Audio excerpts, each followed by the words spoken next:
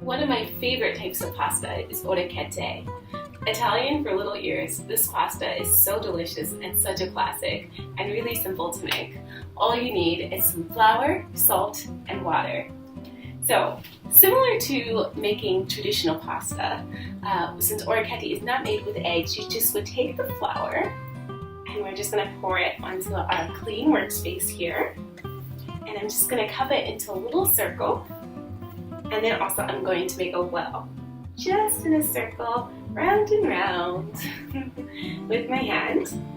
Perfect. Now that I've made it well, I'm going to slowly add the water in little by little and let it incorporate. So I'm going to start with about half a cup here. And then I'm just going to gradually bring the flour in over the water so that it doesn't all rush out. And I'm just going to incorporate it. And this is why you add it in little by little, because it will all spill if you add it in too much too soon. So I'm going to drizzle in a little bit more right on top, just enough for me to work with, and bring it together as I drizzle. So I got one hand doing the drizzling and the other hand doing the mixing. It's teamwork. I love orecchiette. I think from the moment I saw it, I was like, oh, it's such a cute little pasta. And then when I found out the meaning of it, I thought, oh, it's so cute. I don't know why, and so I just developed this affinity for orecchiette, these little ears. Makes it so much fun to eat. And I just love the texture of it. It's really one of my favorites, and it's hard for me to find another pasta that's exactly like it. The little ears are perfect for scooping up sauce and just really make for such a delicious, delicious meal. So, and as you see, the pasta is kind of shaggy. It's coming together, but I'm going to add a little bit more water because I want my dough to be a little stickier. Just drizzle it right over and then still incorporating with the other hand. So one hand doing the drizzling, the other hand doing the incorporating. Just like that. Oh yeah, it's really starting to get sticky now. Alright, keep on mixing. Just a little bit more. Okay, so we have been kneading our dough for the past 10 minutes, and as you can see, it is coming together very nicely. I've formed it into a nice little ball. And so just like the other dough, I'm going to take it, I'm going to press it down with the palms of my hand. That forms a nice circle. And then I'm going to take some plastic wrap and just wrap it right on top of it, just like that. Spread it out, extend it a little bit. Take my handy scissors, snip, snip, snip. And what it's going to do now is it's going to rest. You've been kneading for 10 minutes, it's going to rest for 30. That's a good deal. So now you can just lift the pasta dough up off the surface of the workspace. Take the plastic wrap and stretch it nice and tight right over so that it fits nice and snug, because it's going to take a little rest and we want it to be comfy. Okay, so seriously, now we have our pasta dough. It's going to rest for about 30 minutes, and then we're going to roll it out and start making our orecchiette, the little ears. Okay, so my pasta has rested, and now I've already gotten started on making some orecchiette. It definitely is one of those things that takes practice. Practice makes perfect when it comes to making the shape of the little ears, but I can guarantee you have enough dough to really get some practice in. And it's just a fun activity. So let me show you what I did. So I take the dough and I cut it like a pizza, and then I'm just going to take about, I guess it's about the size of a golf ball, and I'm just going to roll it in a ball, just like that. And I'm also just going to cover the rest of the dough because I want it to stay moist. I don't want it to dry out. So with my ball of dough, I'm just going to roll it out like I'm rolling a snake, like I'm back in kindergarten working with Play-Doh. That's what makes pasta making so fun. Actually, it's one of the coolest activities. You can work in the kitchen with your kids, and I mean, even if you're just working in the kitchen by yourself like me, it's still a lot of fun to actually roll out the pasta dough. So as you can see, I'm rolling it out to be a 1/4 inch thick.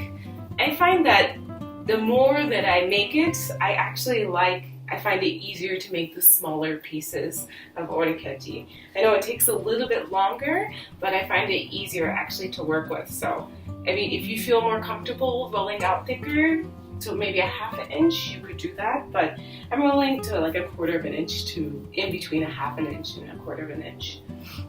Okay, so now that we have this long piece of dough, what I'm going to do is I'm going to cut it into pieces. So, cut it into about a centimeter big.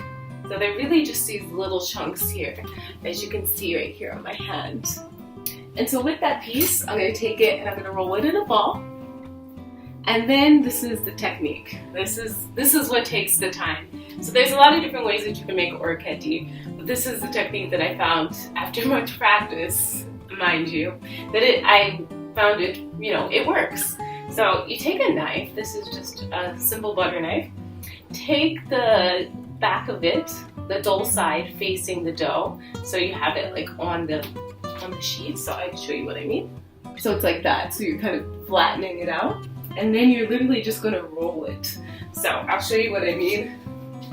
So you take it, and then with the dough, and you want a really floured workspace, because trust me, if it's not floured enough, it's going to stick to the knife, it's going to stick to your work surface, it's not going to curl up and roll up into the little ear like you desire it to. So I'm just going to roll until it can't roll anymore. And then once it's on the back of your knife, it looks like it's stuck there, you actually just bring it forward, just like that, so that it forms, and with your thumb, you shape it into the little ear. You see? So, like I said, this is definitely something that takes practice. You just have to keep on going with it, don't give up. So let's try another one. We have our circle. Flatten it out with the knife, press, roll.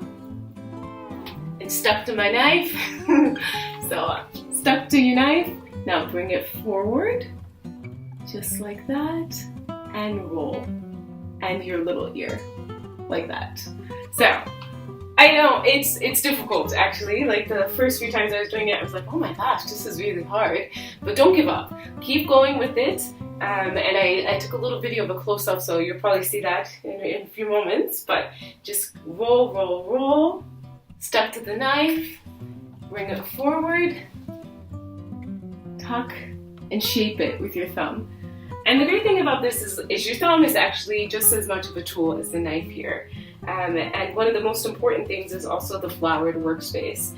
It really makes a difference whether your workspace is floured or not, as in terms of getting the pasta to roll correctly. So don't neglect that one little step. Just keep some flour on your workspace as you're working. And yes, it does take some time, but thankfully these freeze nicely, so you don't have to eat them right away, but you definitely can for the work of your labor. And then, once you're done, you'll end up with a batch of orecchiette. So, as you can see, I have some already made here. I've been tugging away on them.